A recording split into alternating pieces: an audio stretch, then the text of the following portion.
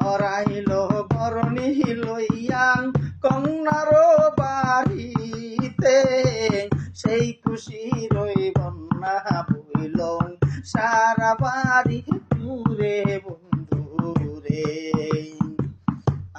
আগে সিলার শাড়ি ঢাকায়ার ওই দোকানে, আজ কেন রে আইলার শাড়ি কন্যার বরণেতে।